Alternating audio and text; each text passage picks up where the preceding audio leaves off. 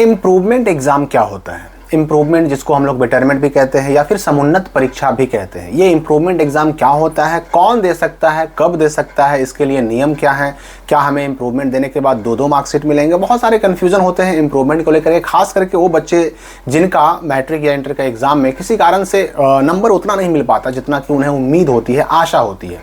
तो उम्मीद से कम नंबर आने पर इम्प्रूवमेंट एग्ज़ाम एक बेहतरीन समझ लीजिए कि सुविधा है, लेकिन इसके बारे में सारे नियमों को जानना भी ज़रूरी है। पहले आप एक बात अच्छी तरह समझ लीजिए, आप जिस साल के मैट्रिक या इंटर के एग्ज़ाम में शामिल हुए हैं, अगर एग्जाम्पल के लिए अगर 2026 के आप मैट्रिक इंटर में शामिल हुए हैं, तो अब 2027 में जो मैट्रिक इंटर होगा ना, उसमें आप इम्प्रूवमेंट का एग्ज़ाम दे सकते हैं। अगर आप 2027 के मैट्रिक इंटर में शामिल होते हैं तो 2028 वाले में आपको इम्प्रूवमेंट देने का मौका मिलेगा। 2025 में अगर आप एग्ज़ाम दिए थे तो 2026 में आपको मौका मिला था। मतलब जिस साल आप एग्ज़ाम देते हैं बिहार बोर्ड से मैट्रिक या इंटर का, उस साल के बाद अगला जो वार्षिक एग्ज़ाम होगा, हालांकि बीच में होता है, बीच में स्पेशल एग्ज़ाम होता है, मई में या जून में स्पेशल एग्ज़ाम होता है, कंपार्टमेंटल एग्ज़ाम होता है, उसमें जो है ना आप शामिल नहीं हो सकते। ये बात आपको अच्छी तरह समझ लेनी है कि अगर आपने फरवरी 2026 में एग्ज़ाम दिया तो अब फरवरी 2027 वाले एग्ज़ाम में आप इम्प्रूवमेंट दे सकते हैं। अगर फरवरी 2027 वाले में आपने मेन एग्ज़ाम दिया, एनुअल एग्ज़ाम दिया, तो अब जो है 28 वाले एनुअल एग्ज़ाम में आप एज ए इम्प्रूवमेंट स्टूडेंट शामिल हो सकते हैं, यानी अगले साल ही शामिल होना होता है।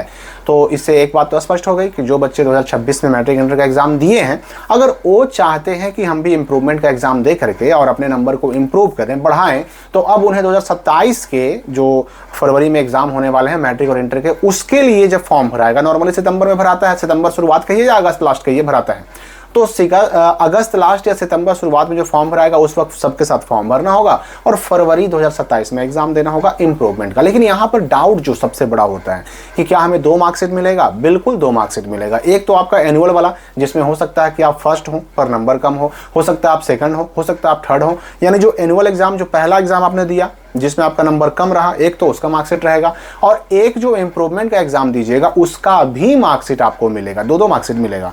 लेकिन उससे समस्या नहीं है। अगर मान लेते हैं कि 10 का एग्जाम किसी ने दिया या फिर इंटर का एग्जाम किसी ने दिया, वो आगे एडमिशन भी करा सकता है, वो पार्ट 1 में, यानी इंटर वाले पार्ट 1 में, 10 वाले या मैट्रिक वाले 11 में या इंटर में एडमिशन करा सकते हैं, और उसके बाद भी जो है चाहे तो इम्प्रूवमेंट एग्जाम दे सकते हैं। यानी इससे साल बर्बाद होने का टेंशन नहीं है। हाँ, नंबर आपका बढ़ जाएगा। अब यहाँ पर ये आप कंफ्यूज होते होंगे, हो सकता है कि अगर मान लेते हैं कि हमारा नंबर पहले से अगर किसी सब्जेक्ट में ज़्यादा था और हमने इम्प्रूवमेंट एग्जाम दिया, उसमें नंबर कम आ गया, तो कौन सा नंबर रहेगा भाई फाइनल रिजल्ट में? तो फाइनल रिजल्ट में कभी भी नंबर बढ़ने वाला ही मेंशन किया जाता है। जिस सब्जेक्ट में आपका नंबर बढ़ेगा ना, वही सब्जेक्ट केवल आपके मेंशन किए जाएंगे। अगर किसी सब्जेक्ट में नंबर घट जाता है तो फिर पहले वाला नंबर उसमें आपका मेंशन कर दिया जाएगा। इम्प्रूवमेंट एग्जाम में नंबर घटने पर घटा हुआ मार्क्स उसमें ऐड नहीं किया जाता, उस मार्कशीट पर छापा नहीं जाता, प्रिंट नहीं किया जाता। कभी भी बढ़ा हुआ या फिर दोनों एग्जाम में जो सबसे ज़्यादा मार्क्स था वही मेंशन किया जाता है। तो इस बात के लिए भी टेंशन फ्री रहिए। कौन कौन दे सकते हैं? देखिए, अब इम्प्रूवमेंट एग्जाम की बात करें तो मैट्रिक और इंटर का इम्प्रूवमेंट कौन दे सकते हैं?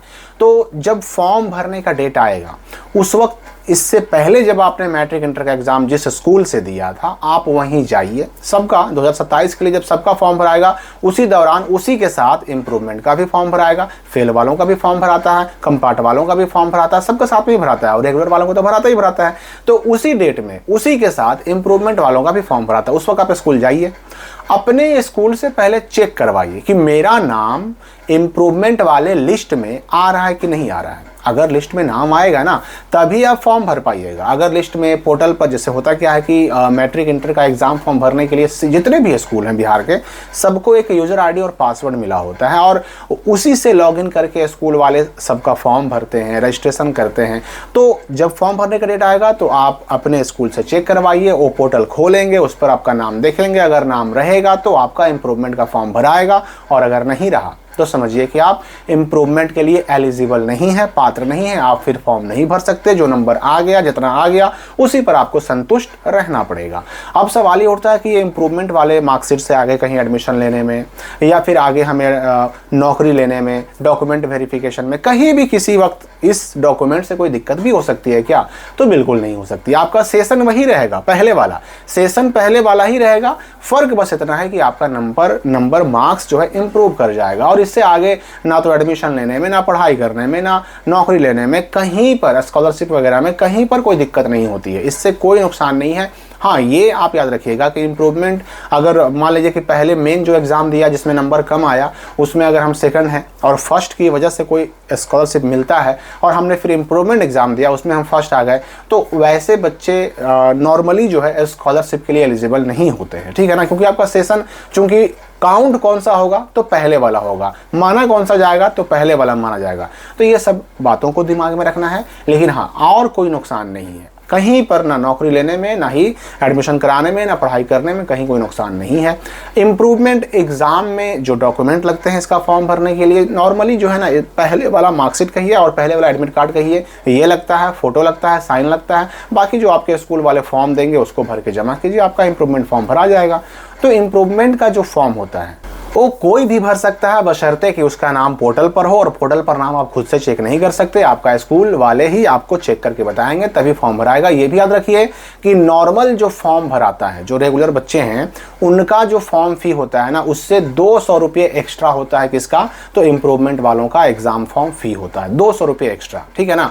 और ये भी याद रखिएगा कि बाकी सारी चीज़ें सेम होंगी फिर, यानी आप उन्हीं लोगों के साथ आपका फॉर्म भराएगा, उन्हीं लोगों के साथ आपका एडमिट कार्ड आएगा, उन्हीं लोगों के साथ आपका प्रैक्टिकल एग्जाम होगा, उन्हीं लोगों के साथ आपका फाइनल एग्जाम होगा, मार्कशीट भी आएगा तो उन लोगों के साथ ही होगा। यानी फिर सारी प्रक्रियाएं बिल्कुल एक साथ चलेंगी।